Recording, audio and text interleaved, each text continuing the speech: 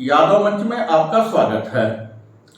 Bharatiya Janata party का यादव समाज के प्रति अचानक प्रेम आजकल लोगों के बीच कौतूहल का विषय बना हुआ है, क्योंकि भारतीय जनता पार्टी यादव, मुस्लिम और जाटव समाज का विरोध कर अपनी राजनीतिक पकड़ बनाए हुए है। उसको देखते हुए यादव समाज के प्रति अचानक उमड़ा प्रेम लोगों के गले नहीं उतर रहा है। आइए जानते हैं इसके मायने क्या हैं। आज हमारे साथ हैं वरिष्ठ पत्रकार अनुराग यादव जी। इनसे जानते हैं बीजेपी यादव प्रेम का क्या मतलब है। अनुराग जी, बीजेपी के पिछले कुछ महीने, 2-3 महीने के कार्यक्रमों को देखें तो उसके हर कार्यक्रम से ऐसा लग रहा है कि वो यादव के प्रति कुछ नरम रवैया अपनाए हुए हैं। इसके राजनीतिक मायने क्या है? हाँ, देखिए अरविंद जी, आप बात सही कह रहे हैं। नरम रवैया हम नहीं कहेंगे। पिछली कुछ घटनाएं ऐसी हुई हैं जो ये जाहिर करती हैं कि बीजेपी का अचानक यादवों के प्रति प्रेम बढ़ गया है। और इसकी हम शुरुआत देख सकते हैं कि 25 जुलाई को जो कानपुर के मेहरबान सिंहपुरवा में चौधरी हरमोहन सिंह, वो अखिल भारतवर्षीय यादव महासभा के राष्ट्रीय अध्यक्ष भी रहे, यादव समाज के बड़े नेता हैं, समाजवादी पार्टी से सांसद रहे और उनका एक बड़ा गौरवमयी अपना इतिहास रहा। उनको उनकी पुण्यतिथि थी 25 जुलाई को और प्रधानमंत्री द्वारा उस कार्यक्रम का वर्चुअल संबोधन किया गया। ये निश्चित रूप से यादव समाज के लिए एक बड़ी घटना थी, क्योंकि प्रधानमंत्री का संबोधन हरमोहन सिंह की पुण्यतिथि पर ये एक तरीके से शुरुआत के रूप में देखा जा रहा है कि बीजेपी का अचानक यादवों के प्रति प्यार बढ़ा।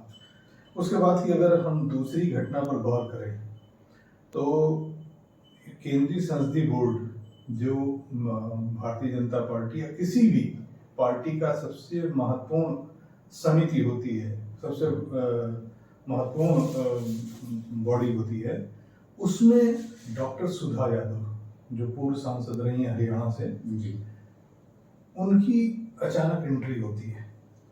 और आप देखिए, मतलब दिग्गज लोग उस 7 सदस्यीय कमेटी में एंट्री नहीं पा पाते हैं और डॉक्टर सुधा यादव, जो पहले शायद हरियाणा से बाहर लोग उनका नाम भी नहीं जानते होंगे, उनकी एंट्री उसमें हो जाती है।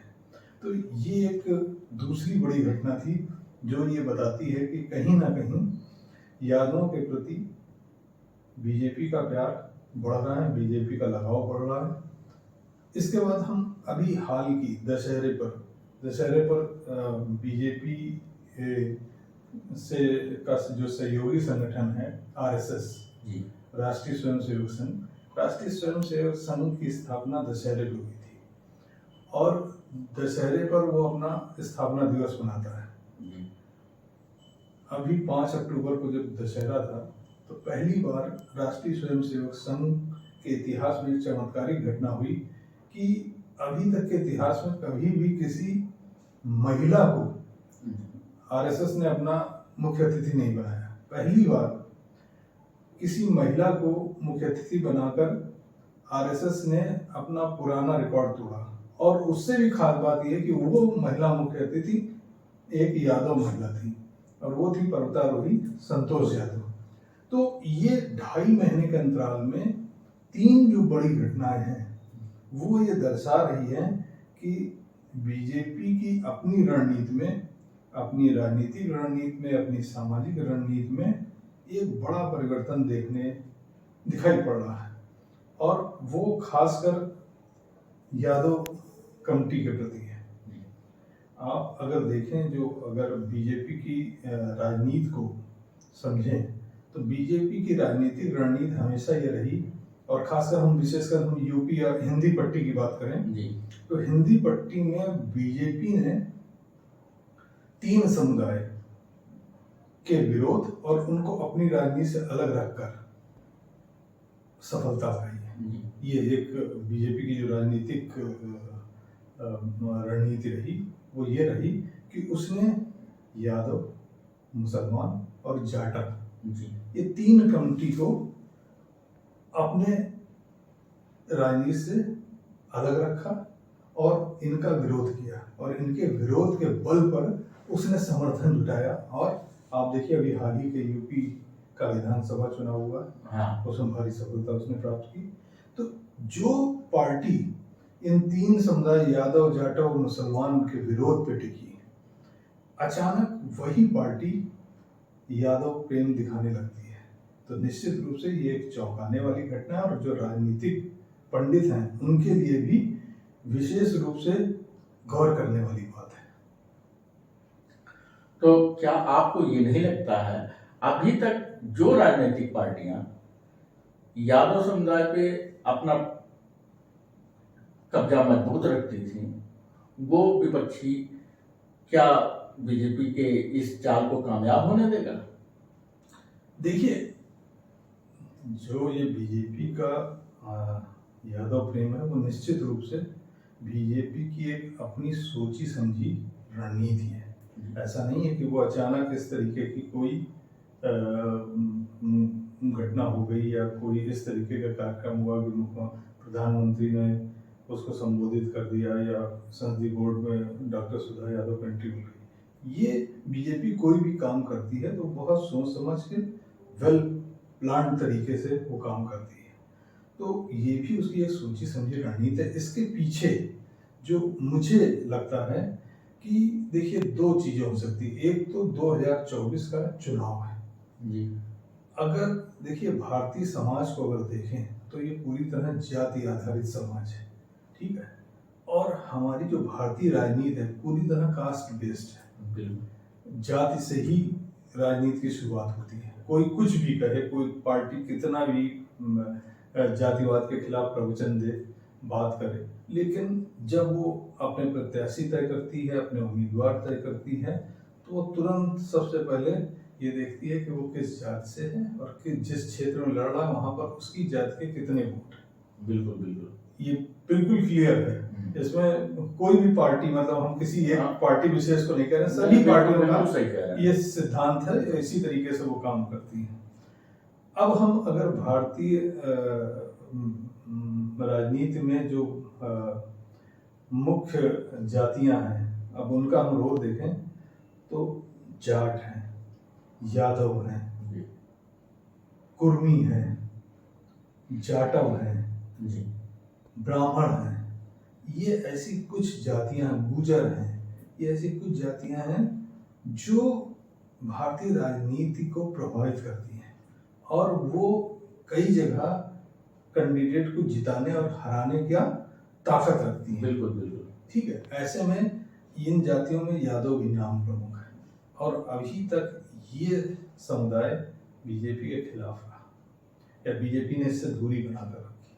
तो अब कहीं ना कहीं 2024 के चुनाव को देखते हुए बीजेपी को ये लग रहा है कि इस समुदाय को अपने साथ किया जाए, क्योंकि एक बड़ा वोट बैंक है। लगभग पूरे देश में अगर हम देखें तो 15 से 16% आबादी है इसकी। यूपी में 15% है, कई स्टेट में इससे ऊपर आबादी है उसकी। आबादी के साथ साथ ये जो समुदाय है वो राजनीतिक रूप से भी जागरूक और मुखर है।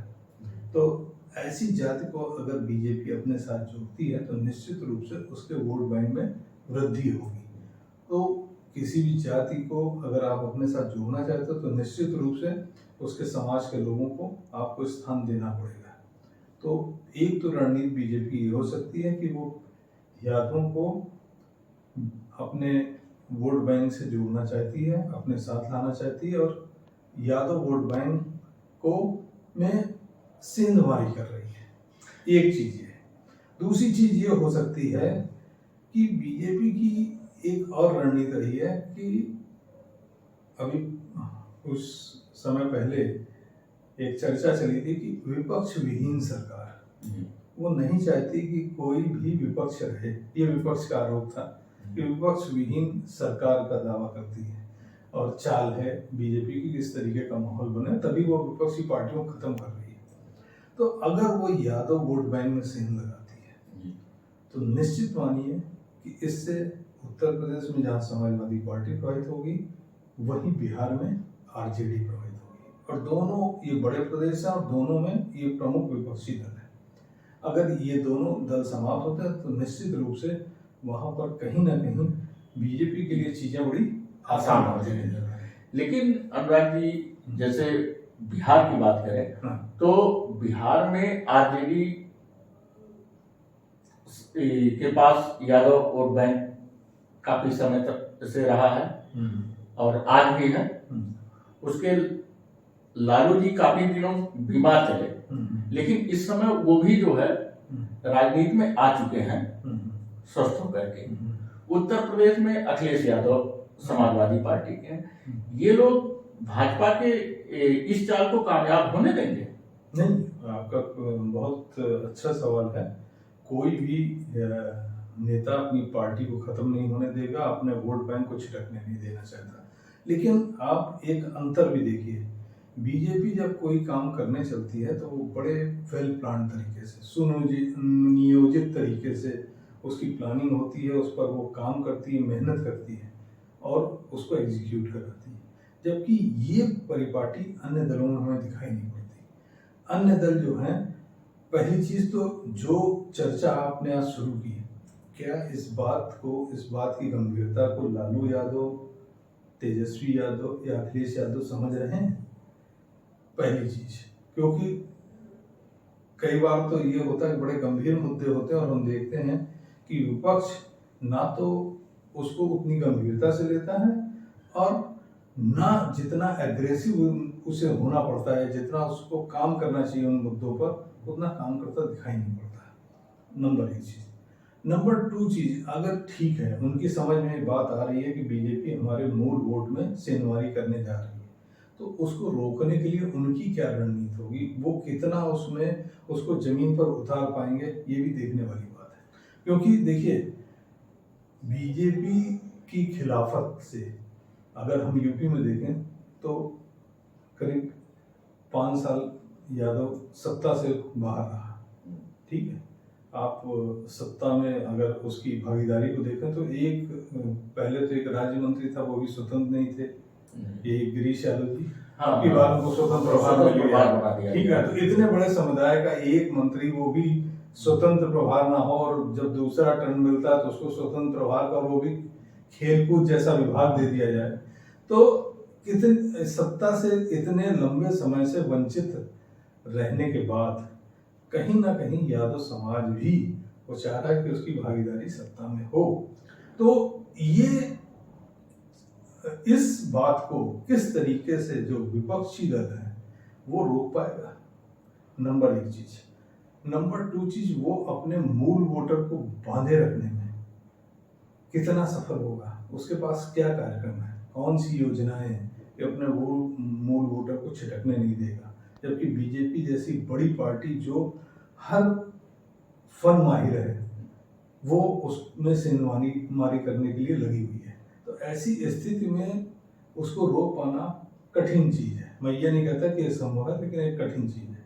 और मैं ये बात इसलिए भी कह रहा हूँ कि देखिए, यादव और मुसलमान दो मूल वोटर रहे, चाहे हम समाजवादी पार्टी की बात करें और चाहे हम आरजेडी की बात करें। अभी हाल ही में आपने देखा कि आरएसएस प्रमुख मोहन भागवत जी, वो मुसलमानों के मदरसे में भी गए जी, बड़े नेताओं से भी मिले जी, उन्होंने अपना स्टेट तो कहीं ना कहीं, जैसे यादवों के प्रति प्रेम है वैसे मुसलमानों के प्रति भी प्रेम, और ये दोनों ही मूल वोटर समाजवादी पार्टी और राष्ट्रीय जनता दल के हैं। तो इसको रोकने के लिए समाजवादी पार्टी के पास या राष्ट्रीय जनता दल के पास अपनी क्या स्ट्रेटजी है, या विपक्ष के अन्य दलों के पास क्या प्लान है, क्या स्ट्रेटजी है, ये निर्भर करेगा कि वो बीजेपी के इस दांव पर कितना सफल होते हैं। तो अनुराग जी, जैसे अभी आपने बताया कि योगी पार्ट 1 में एक यादव समाज का राज्य मंत्री था और योगी पार्ट 2 में यादव समाज के एक राज्य मंत्री स्वतंत्र प्रभार है, ठीक है जी। तो कहीं न कहीं ऐसे में जो है सामाजिक संगठनों, यादव समाज के सामाजिक संगठनों की भी भूमिका आती है। ये सामाजिक संगठन कुछ करते नहीं दिखाई दे रहा है? नहीं, देखिए, निश्चित रूप से सामाजिक संगठनों की बड़ी भूमिका होती है किसी भी समाज की सत्ता में भागीदारी या समाज के विकास को लेकर, लेकिन उससे भी बड़ी बात यह है कि उस समाज के सामाजिक संगठन प्रभावशाली होने चाहिए। आप ये बताइए, यादव समाज में कोई भी ऐसा प्रभावशाली संगठन नहीं है जिसकी पूरे प्रदेश में पकड़ हो। कोई है, कम से कम 1.5 दर्जन संगठन होंगे, लेकिन कोई संगठन एक जिले से तक सीमित है, कोई 2 जिले, कोई 4-5 जिले, और जो शायद सबसे बड़ा संगठन अपने को कहता है वो 15 से 20 जिलों तक सीमित है।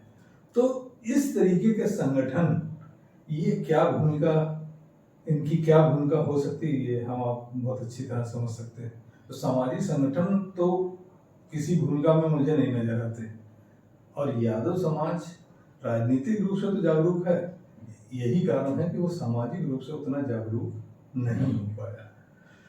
तो ये थे अनुराग यादव जी, इन्होंने अपने विचार रखे भाजपा के यादव प्रेम के बारे में।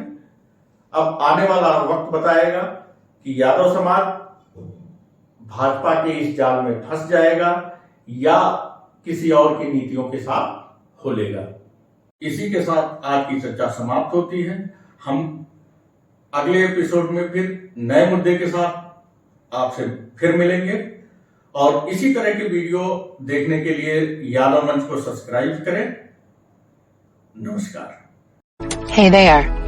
Subscribe to my channel and also press this bell icon.